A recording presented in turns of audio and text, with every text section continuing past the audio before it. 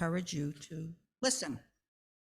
For those of us online, we send special greetings to you. We hope you take a moment to introduce yourself in the chat box this morning. After service, we all are invited to coffeeless coffee hour. Those in person are invited to sit in circles for conversation and reflection in the parish hall after the service. Please move to the parish hall for ease and comfort and to maintain physical distancing. For those online, you will be having a virtual coffee hour after service. 2 additional notes you might not have noticed as you came in during this rainy morning, but we have a brand new Black Lives Matter banner. It's installed on the parish hall as the previous one was. Buildings and Grounds took care of that.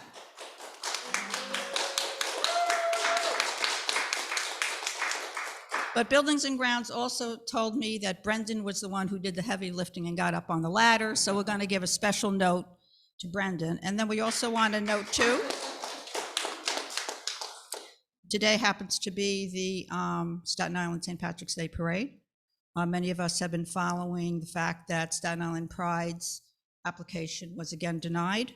In honor of our support and solidarity with the Pride Center, we are going to take a photo quickly, directly after service. We have lots of flags of one kind or another, Irish and rainbow, that if you can use, if you want to join and take, if you're going to then be going up to the parade, by all means, we hope you do so. And I'm going to be going up there, trying to gather on Forest Avenue and Davis Avenue by Harmon's Funeral Home as a place that people usually know, handing out more flags as people pass by, which we did 2 years ago to astounding great success and receptivity. So we hope that those of us who are here join us for the photo, and if you can, come on up to Forest Avenue and join us at the parade. And on that note, welcome everyone.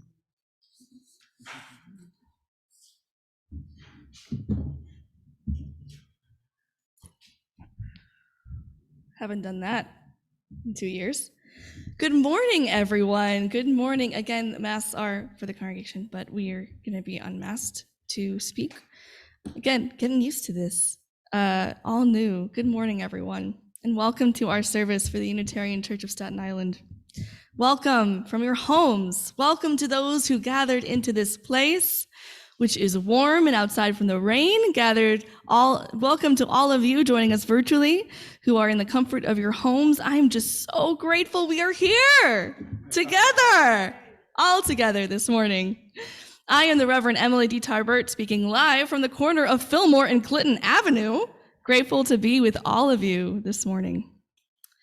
Our opening words for this morning come from Reverend Gretchen Haley. You don't have to be perfect. There is nothing you need to bring with you to be welcome here. No right beliefs or proof of citizenship, no eternal optimism or clarity of conviction, no boundless courage or endless expertise. You do not need to know what brought you here or how you will solve that problem you are turning over and over and over in your mind. Your bills do not have to be paid. Your checkbook can be a mess. Your children may have been up half the night. Your hearing aids may not be working, and your knees may be creaking. I'm feeling so much for you, Kevin, this morning. You do not need to already be perfect or even halfway to belong to this circle, where grace meets us where we are, but does not leave us as it is found, where love resides in each of us and yet is somehow more than all, where life still pulses and rages and heals and transforms, creating us, and this day anew, once again. Come, let us worship. And come, let's have some flowers, beautiful flowers this morning, Marilyn.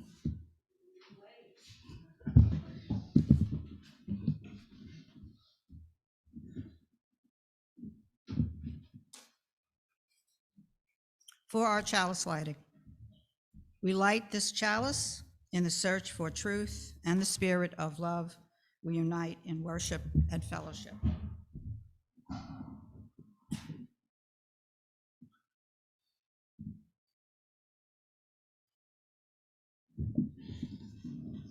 As an extension of our chalice lighting, I want to take a moment of silence to light these candles for some of the names of those who've been recently affected by police brutality. We know we cannot cover all of the names of those who have been affected. We light a candle for the life of Anthony Hardin, for the life of Richard Lee Richards,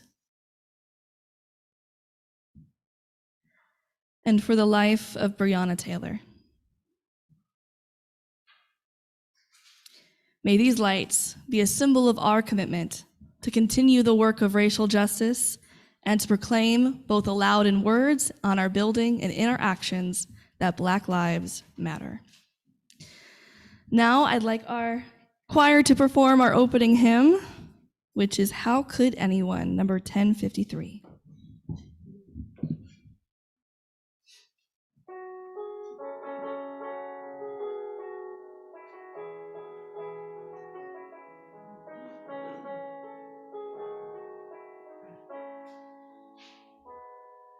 How could anyone ever tell you you were anything less than beautiful? How could anyone ever tell you you were less than whole? How could anyone fail to notice that your loving is a miracle? How deeply you're connected to my soul. How could anyone ever tell you you were anything less than beautiful? How could anyone ever tell you you were less than whole? How could anyone fail to notice that your loving is a miracle? How deeply you're connected to my soul.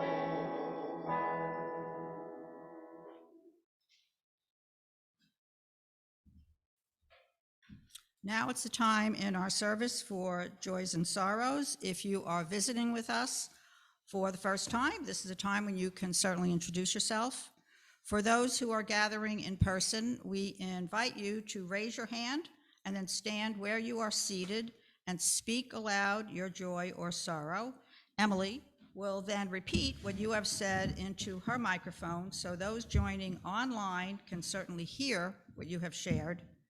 I will drop a blue pebble in the bowl to signify the ways you help add to our community by sharing what is on your heart. For those who are joining us online, we invite you to type into the chat your joys and sorrows. Mike, our tech for today, will read them aloud, and I will drop a blue pebble in this bowl, again, signifying the ways you add to our community. Are there any joys and sorrows today? Sally. Well, I don't know if it's a joy or a sorrow, but it's a combination of, just the tragedy of what's happening in Ukraine is just all of our minds right now. And I was in Times Square yesterday when I didn't know, but there was a huge Stand with Ukraine rally, just sort of spontaneous, like has been happening all over the country. And we had, in the middle of this spontaneous group of mainly young people with families and everything, an anti-war rally calling for peace, among signs calling for a no-fly zone and all kinds of. There were some peace signs, but it was a very like a mixture of thoughts, and people are so confused of how do we get out of this. I think it's of the joy and the sorrow. It's like, where do we go and how do we get out of this happening and this terrible tragedy? Sally, thank you so much for sharing. She shares, of course, along with all of our hearts, the realities of things that are happening in the Ukraine and how it is affecting everyone. Yesterday, there were two simultaneous rallies, it sounds like, one that was anti-war and one that was solidarity with Ukraine. And there's a joy and a tenderness and a beauty in all of these people affected by this and the confusion of how do we stand with people. By the way, we have a speaker, Regina Cassidy, who will be here next week asking these exact questions. Can nonviolence and peace and justice coexist? How do we talk about this together? So I hope you come next Sunday for that service. But I really do lift that up in all the complexity, both of the sorrow of what's happening and the joy of our human voice being able to stand up and say, this is not okay, in however we feel and the different thoughts that come with what that response is. Yes, Harry.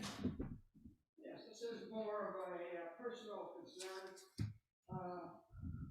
Yesterday was my 88th birthday.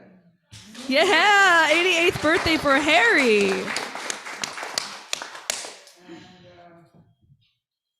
rather than a happy birthday, I'd like for you to wish me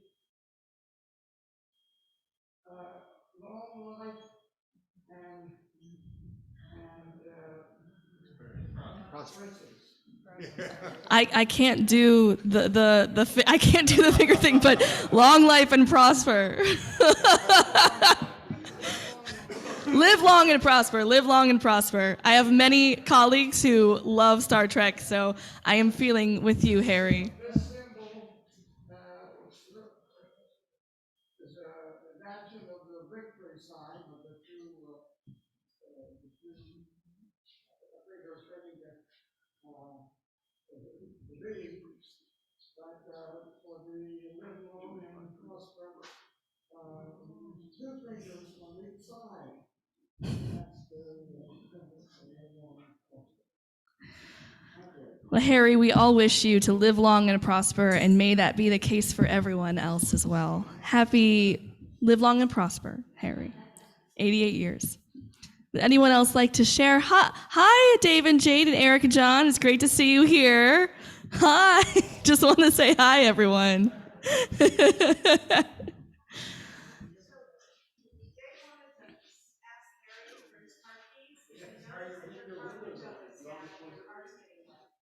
Your window's open in your car. Would you like me to close it for you? Because it's raining now. Oh. So that sounds like a sorrow and a joy. Joyful that Dave can help Harry roll down his windows, because Harry Carr right now, the sorrow is they're getting wet. Yes, Kevin. I have a sorrow and a joy. The sorrow is that Staten Island Philharmonic, which Carol and I run, our local orchestra here, we lost our conductor, the only conductor we ever had. We had guests, but our longtime conductor, Alejandro Guzman, Alex, we lost him to cancer last year. The joy is we're giving a free concert in his honor on Sunday, March 20th. Free, Sunday, March 20th, 3 o'clock at the Hilton Garden Inn. Now, although it's free, you need to reserve a ticket on Eventbrite. Go on your computer, www.eventbrite, to reserve the tickets at the Staten Island Garden Inn, a free concert honoring Alex Guzman. Thank you. A sorrow for the loss of the life of Alejandro, or Alex, the conductor of the Staten Island Philharmonic, from cancer last year. And there will be a concert in his honor, which is a joy, happening on Sunday, March 20th at 3 p.m. If you are interested, go to Eventbrite. Thank you, Kevin. Thank you, Kevin, for lifting that up. I would like to add in from a couple of people online. Yes, please. I was going to acknowledge that Kate is joining us from her nursing home, and she says, I am still in Evers Nursing Home for short-term rehab. I'm happy to say I'm making progress. Hopefully, I will be home within 2 weeks. Congratulations, and I hope Congrats, you continue Kate. to improve. And Bonnie says that I'm pleased, although not marching in the parade, that the Staten Island Pride Center will also be represented, and also the St. Patty's for all the parade in Queens. Yes, this is, by the way, Staten Island is the only borough whose St. Patrick's Day parade does not include LGBTQ persons. But no fear, the Pride Center is definitely going to be represented today, as we know. So we're grateful for those things. Are there any other joys and sorrows you'd like to share? Maybe while we're all talking, here you are. It's actually it's not your car. It's a Honda. Maybe. Oh, might be. Yeah. Anyway, I mean, this window's open. It'll be okay. See, these are the joys of things that happen in person that I miss, everyone. Cars that have windows down, people telling each other when it's raining, helping each other out. Oh, what a joy is it to be together again. Are there any other joys and sorrows that are on our hearts this morning that we'd like to share? Yes, Randy. I'm continuing my ancestry odyssey. Ooh.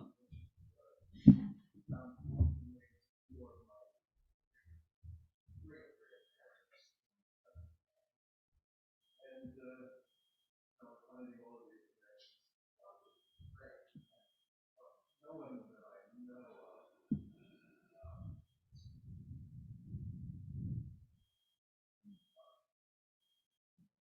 All right. Thank you, Randy. Randy, I'm going to mix that up as complex human emotions, both a joy to discover continued ancestry, but a sorrow of the recognition of what's happening in Ukraine, since so many of your ancestors, Randy, are from the Ukraine. So lifting all of that up.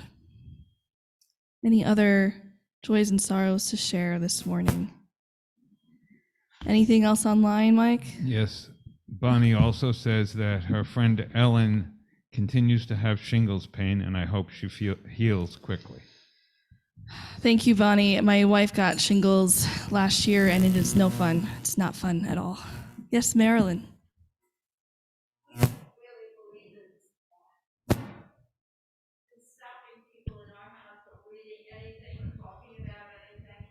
But yesterday I tried to put on a DVD or CD regarding, it's called Chernobyl, which my son gave us for Christmas. He absolutely went bonkers. That it was too sad. He didn't want me to watch it. He didn't want me to cry. And I said, I want to discuss this with you. And we never had that full discussion. But it was one of the few times that my son became so anti watching something on a video or talking about it. And he was the one who gave us the video. So I think that, and he's a person that's over a teenager.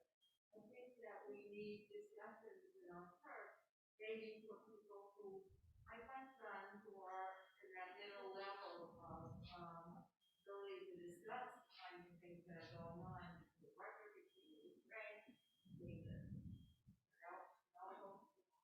very sad, very sad. But the first thing my son said to us this morning is, aren't you going to church? Yes, we're going. Yes. Yes, Mike. Bonnie also adds that Nina continues to heal from a fall, and that she's grateful for the book club that she must belong to that will be starting, and hopes that many will join in.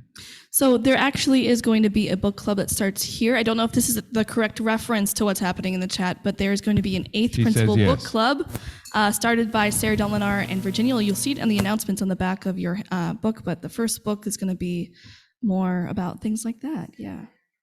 Citizen. Yeah. All right. Any other joys? Yes, Christine? Other folks may have already seen, but I did talk to Larry the other day, and he was discharged. He's a homeboy right about now, and doesn't have many complaints, but he's still dealing with it. He had multiple surgeries, vein-related surgeries, but he was in good spirits. Larry is generally in good spirits, so he's home. I'm so grateful to hear that. All right. Yes, Maureen. He's not saying it himself, and I see he's online, so I hope I don't get in trouble for saying it, but John Walker is having surgery this week, and I would like us all to keep him in our thoughts and prayers. He plans to be back up and on the go, like ASAP, as is John's way, but John is having surgery on Tuesday, and hope that his usual hale and hearty himself. Maureen lifts up to John, who's joining us on the computer, that John Walker has surgery later this weekend. Yes? We're going to just, continue to surround you with health and healing as you recover from surgery. And I know your plan is to get up and go right after it, but please take the time for healing and support if you need it. And anything else from the chat, Mike? All right, I'm going to ask us to enter into a time of meditation and reflection this morning.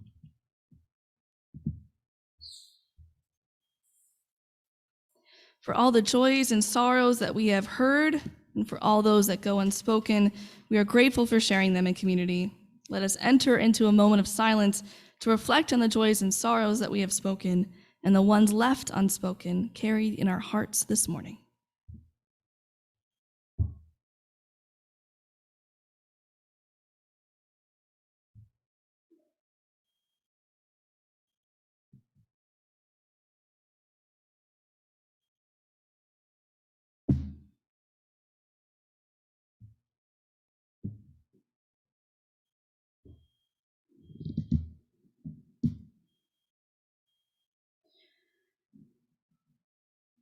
O Spirit of life and love, we are grateful to be here in community together.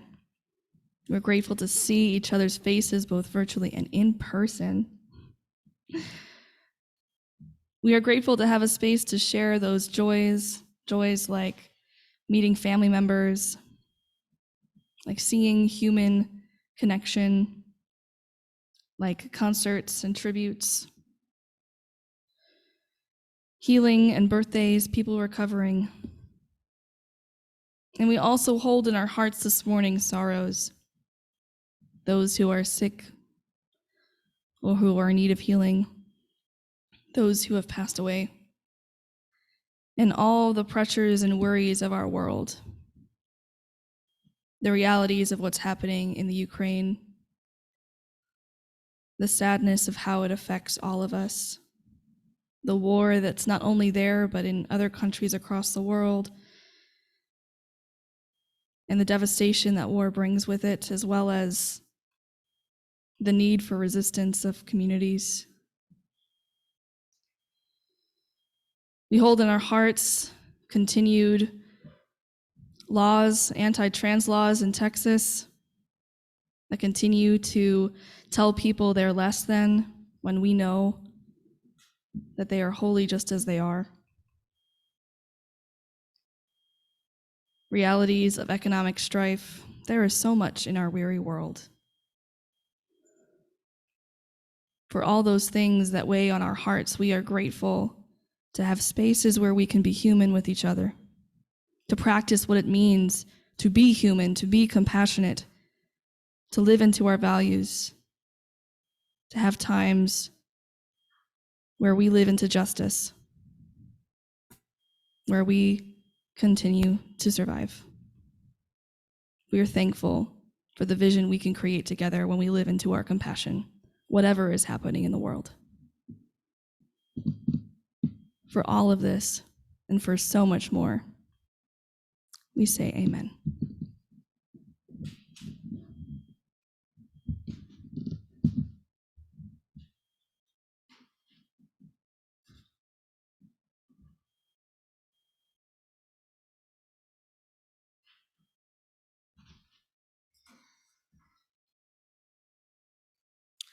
Our reading today is Even This Is Enough by Reverend Vanessa Southern.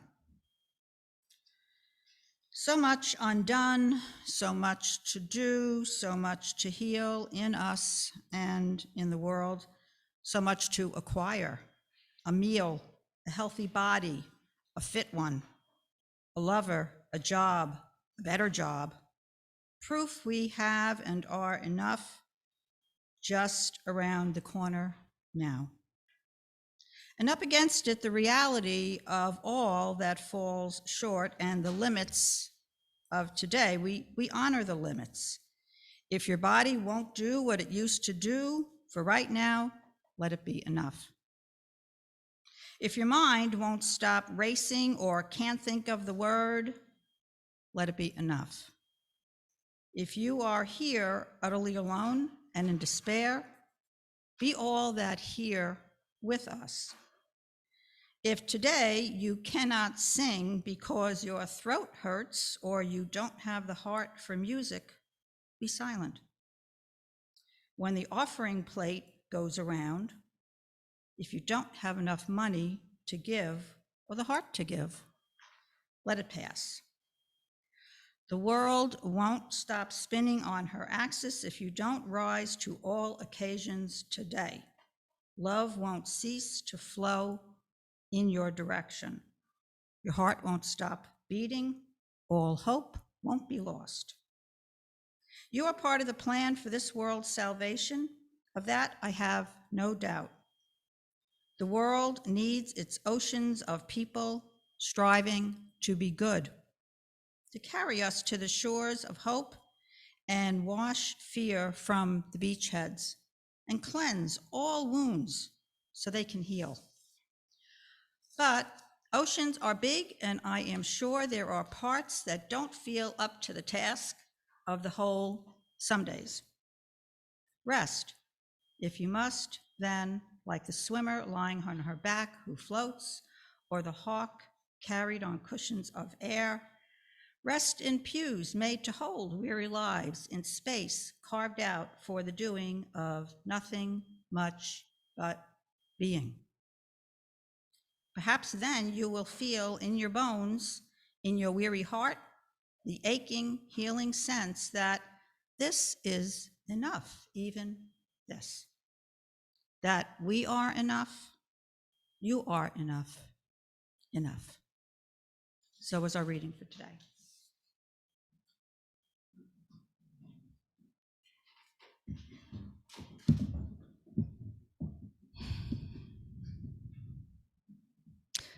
Growing up, I would hear my mother as she worked in our church's kitchen every Sunday. She would get to church early, laying out all the food and cutting up the avocados to make her own homemade granola, serving out the crackers, and asking me every single Sunday to help her cut the food before going to Sunday school.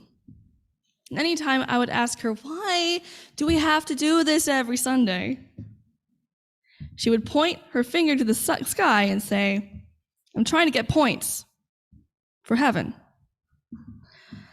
I grew up Unitarian Universalist, and my dad was an atheist Unitarian, but my mom never stopped being Catholic just because she went to a Unitarian Universalist church.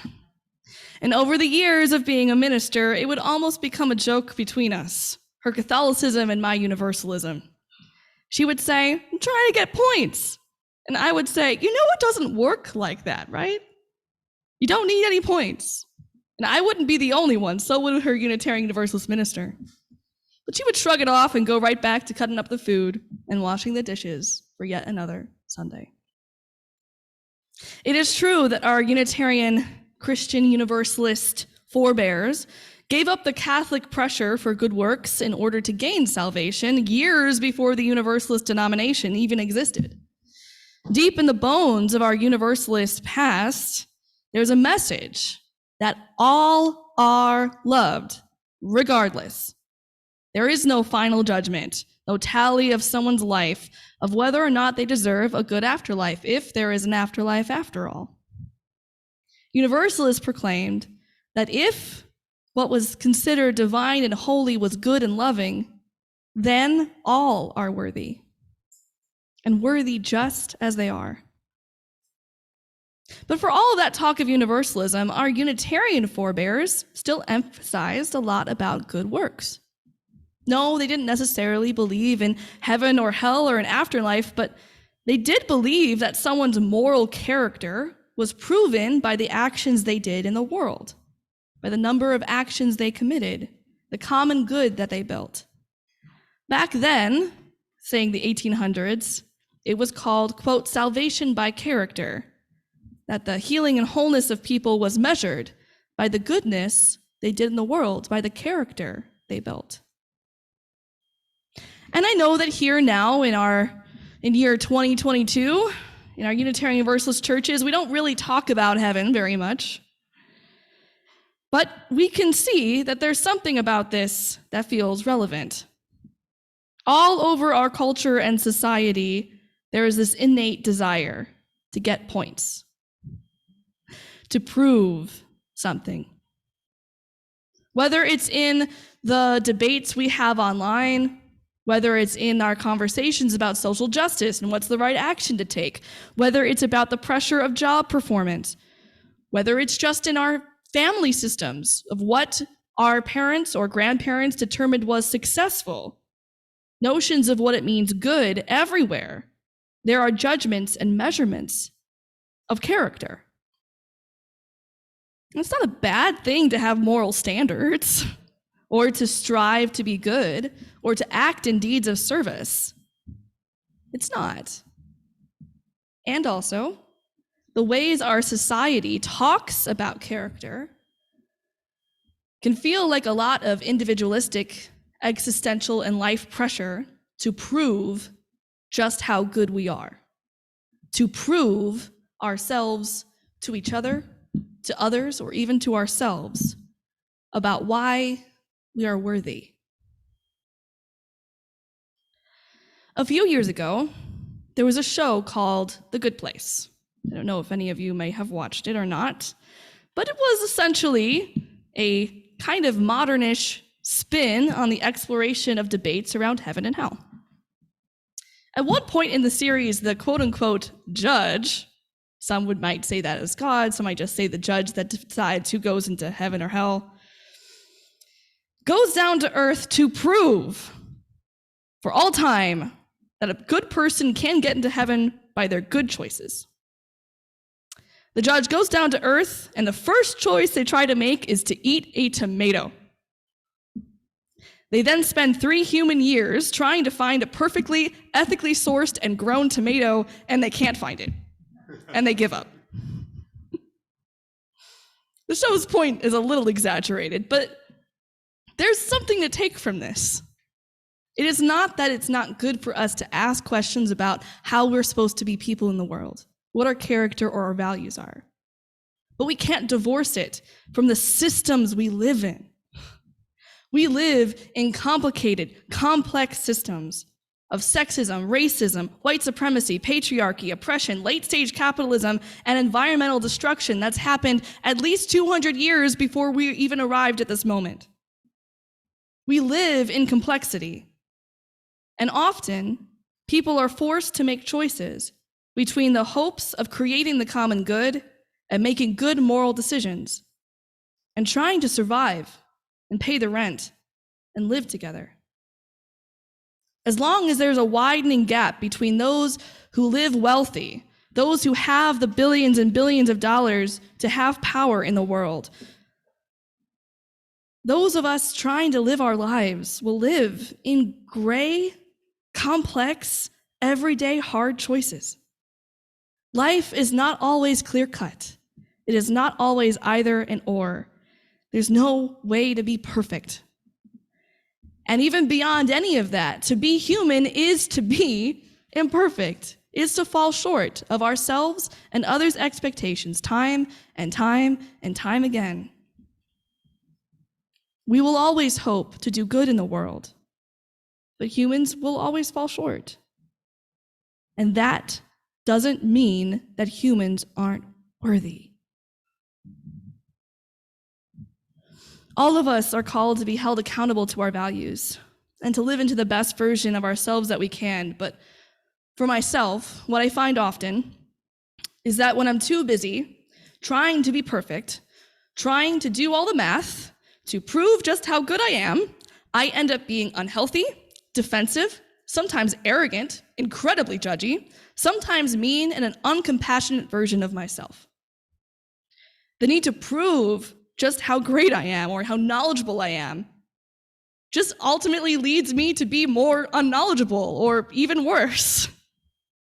In fact, often for myself, I find I'm usually at my best in the times when I admit just how much I don't know and just how much I've fallen short.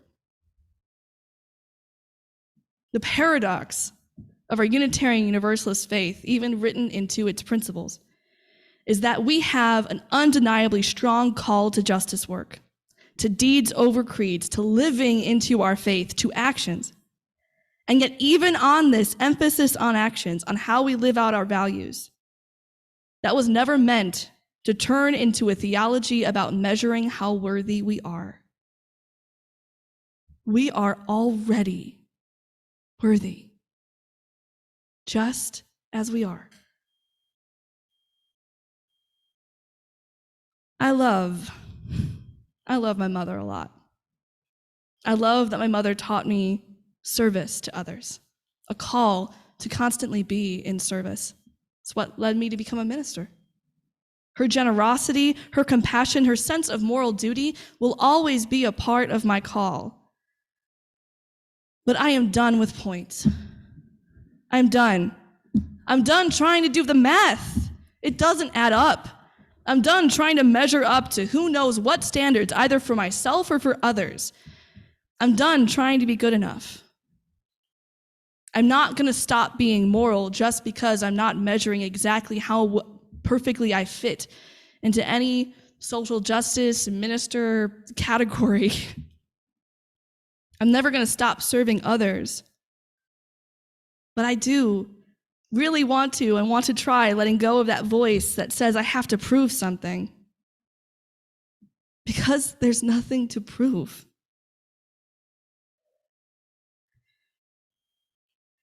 Ideally, in community, with each other, living out our universalist values, there is nothing to prove. There's nothing to prove to be surrounded by love and community.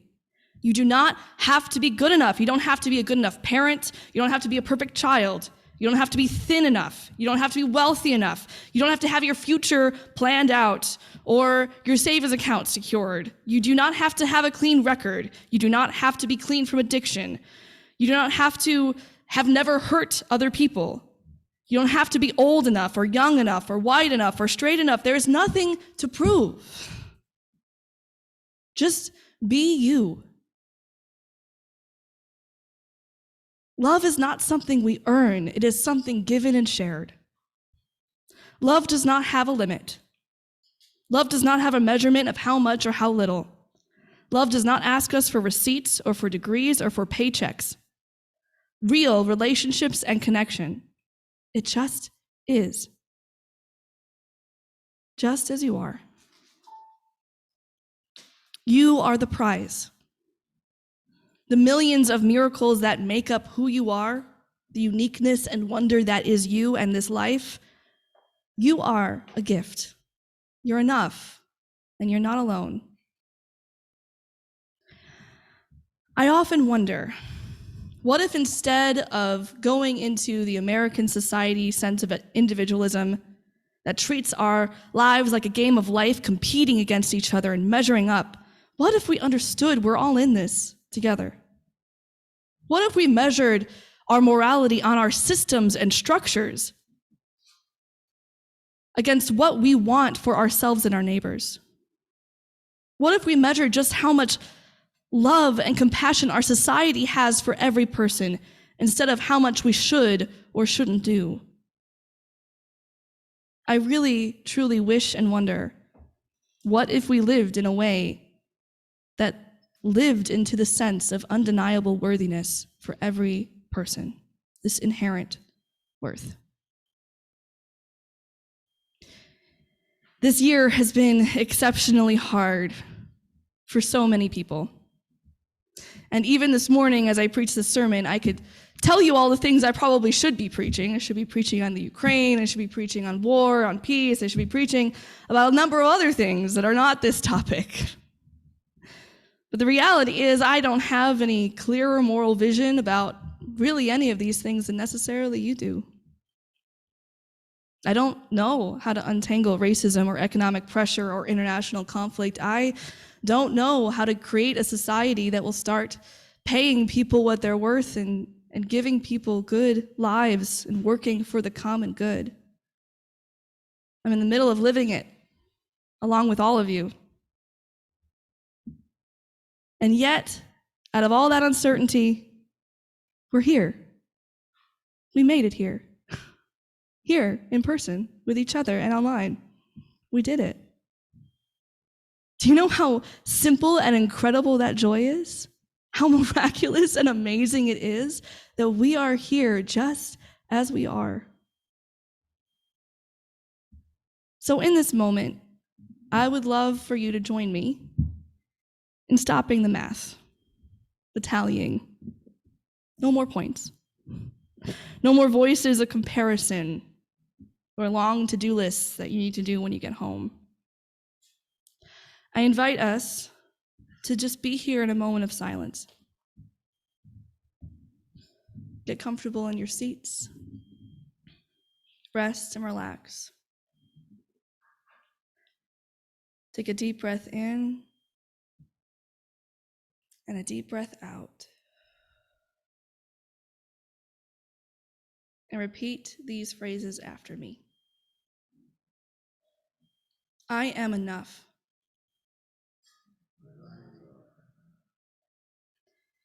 I am loved. I am capable of so much love.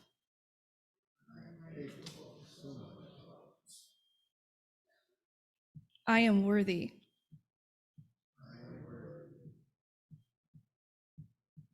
I am enough.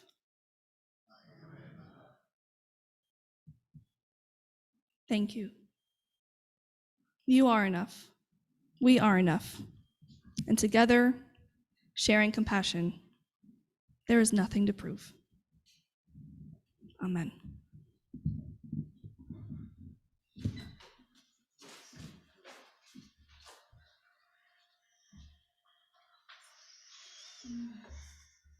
Now is the time in our order of service where we take an offering. We know it is the gifts of all of us that help support our ability to thrive and gather. For those in person, we invite you to drop your offering into the basket on the left of the stage and as you exit the parish hall after the service. For those online, links and instructions will be posted in the chat. You can mail us a check or donate to our PayPal giving page. Please give as generously as you can at this time. Our offering will now be gratefully received. Thank you.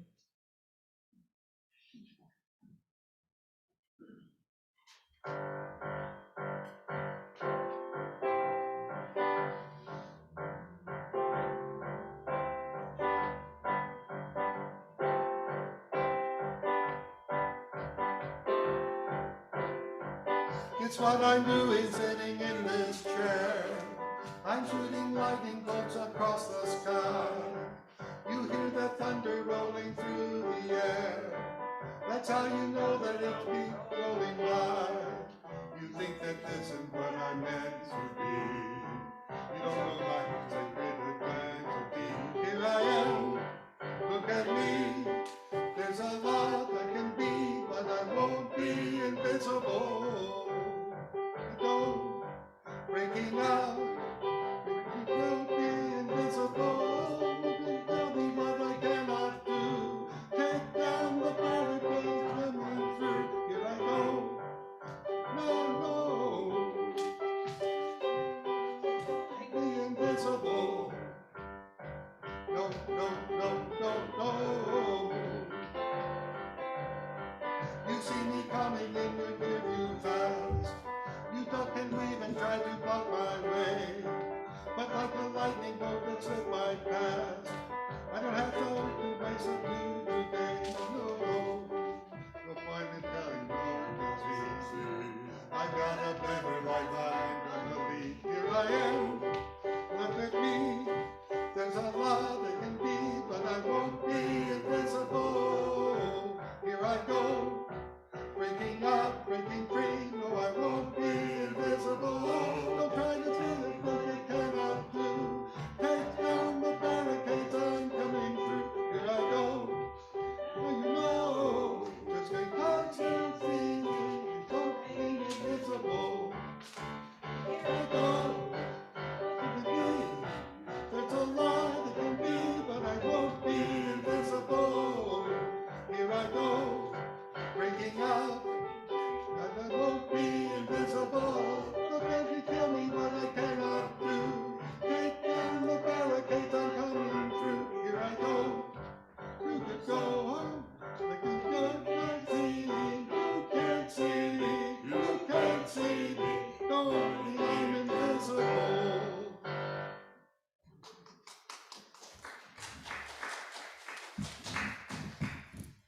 And now we invite our choir to pick up the great hymnal and sing with us hymn number 131, Love Will Guide Us.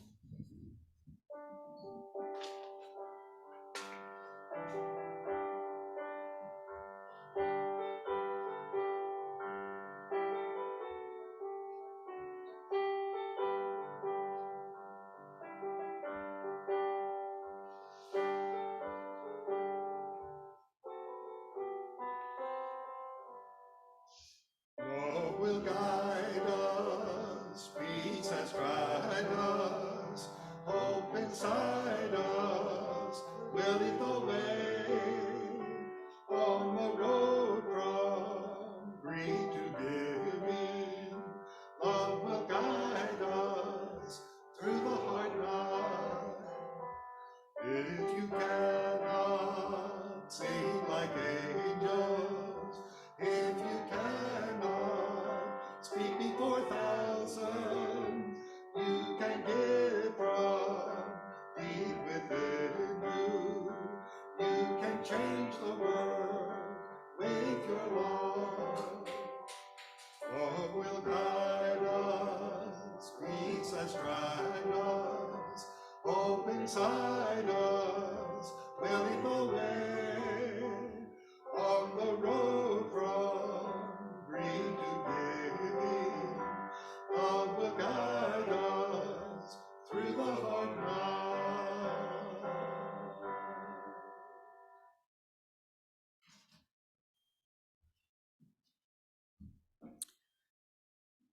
Our affirmation as we extinguish our chalice. We extinguish this flame, but not the light of truth, the warmth of community, or the fire of commitment. For these we carry in our hearts until we are together again.